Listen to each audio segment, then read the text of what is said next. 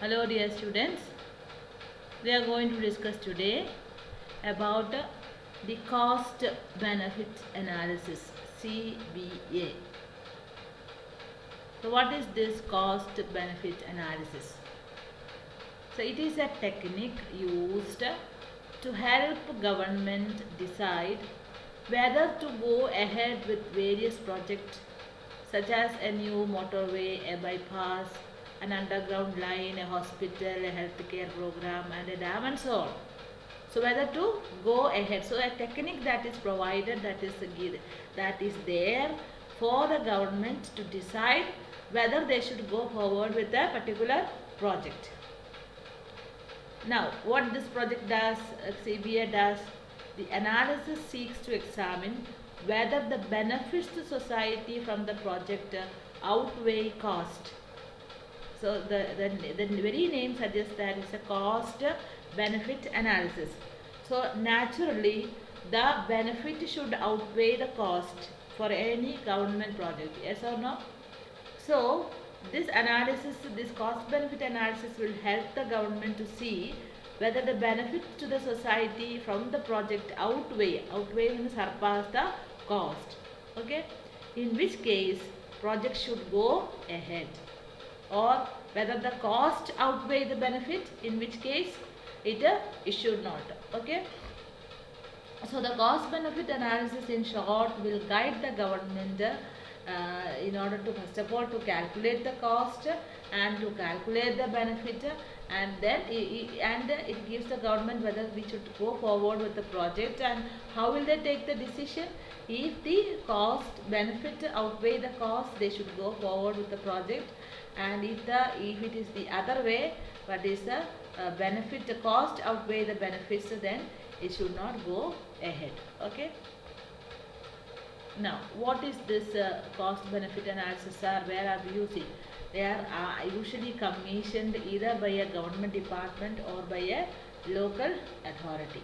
Okay, unlike the techniques of project evaluation used by the private firms, which takes into account only private monetary cost and benefit, CBA takes into account externality and private non-monetary cost and benefits as well. So this is the importance of cost benefit analysis.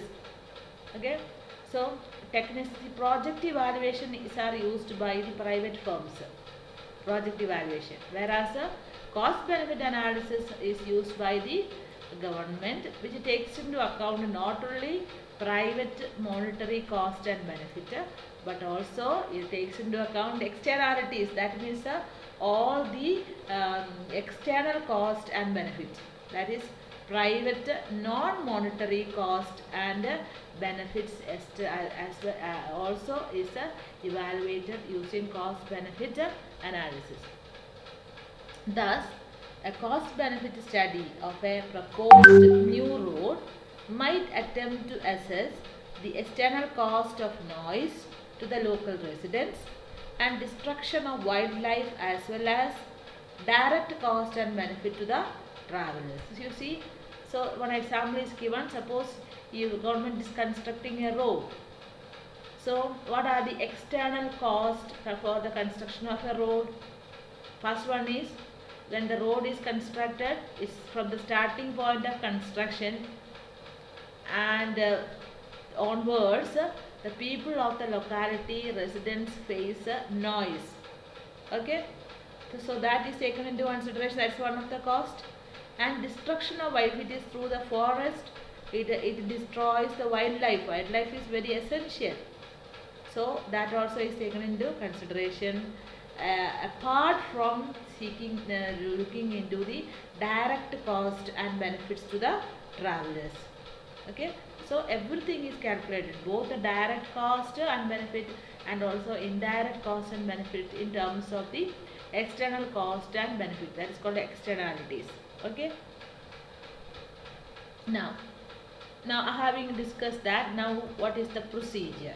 How do we proceed with the cost benefit analysis? So how the government proceeds with the cost benefit analysis? So the first thing is, all costs and benefits are identified. That's the important thing. These include all private monetary and non-monetary costs and benefits and all externalities.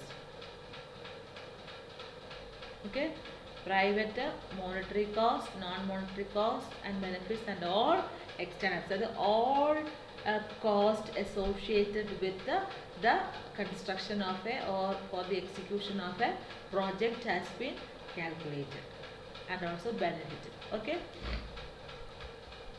Second, a monetary value. Now how are they doing it? First, identify all cost and benefits. Second, a monetary value is assigned to each cost and benefit, especially those cost and benefits which doesn't have a monetary value. A monetary value is assigned. This is essential if costs and benefits are to be added up. A common unit of measurement must be used. Thus, assigning monetary values to externalities like noise, pollution and the quality of life fraught with the difficulties. Okay, so assigning, these are very difficult to give values to the externalities like noise, pollution and the quality of life, etc. But you have to calculate this, give the monetary value. Account is taken of the likelihood of a cost or benefit occurring.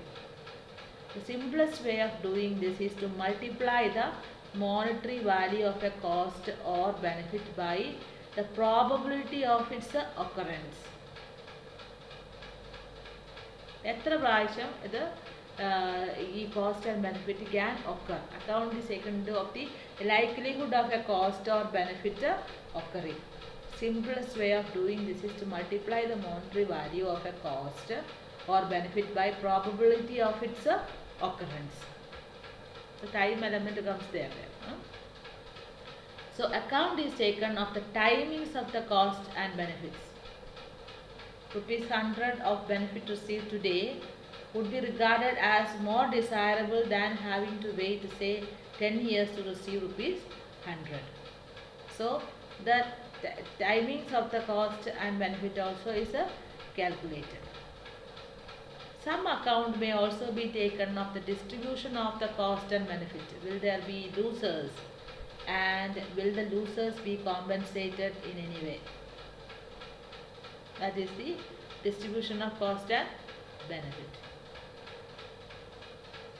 Then a recommendation is then made by weighing up cost and benefit. In simplest term, if the benefits exceed the cost, it will be recommended that the project goes ahead. Each of these stages faces a number of difficulties. So it's clearly written there, but it's very difficult to proceed with the cost benefit analysis. What are the difficulties they face in the analysis of using the technique of cost benefit analysis? First one is identifying cost and benefits. Then what are these costs? Direct private monetary costs. These include all construction costs and operating and maintenance cost. Then external costs. These fall into two categories: monetary cost and non-monetary cost. Monetary costs such as loss of profits to the competitors. Non-monetary costs such as pollution, spoiling landscape, noise and other forms of inconvenience to the local residents. Okay. Now look at the benefit. The benefit includes direct private monetary benefits. This consists of revenue received from the users of the project. Example, benefit of all toll bridge are the tolls paid. Okay. Then private and non-monetary benefit. These are benefits to the consumers over and above what they actually pay. That is consumer surplus. Then external benefit. They are benefits to the non-users of the project. For example, construction of a metro will reduce the traffic congestion on the road. Now, second difficulty is measuring cost and benefit. The identification is already over. Identifying costs and benefits may be relatively easy. Measuring them is rather another matter. Difficulties in the measurement depend upon the type of cost and benefit. Then another thing is risk and uncertainty. Taking account of risk is relatively straightforward. The value of a cost or benefit is simply multiplied by the probability of its occurrence. See, that is how we measure the risk and uncertainty. Value of a cost or benefit is simply multiplied by the probability of its occurrence. The uncertainty is taken into account by using sensitivity analysis, where a range of possible values of uncertain cost and benefits are given to see whether the project's desirability is sensitive to these different values. That is sensitivity analysis. Then discounting future cost and benefits. So present മാത്രം നോക്കിയാൽ പോരാ, you have to look into the future cost and benefit. The procedure: work out the cost and benefits for each year of the life of the project. Subtract the cost from the benefit for each year to give net benefit for each year. Then discount each year's net benefit to give it to a present, but then calculate the present value of the future benefit. Add up all these present values. This gives the net present value. You have seen the net present value calculation while you learned the marginal efficiency present value in the context of investment, right? So this is also the same procedure.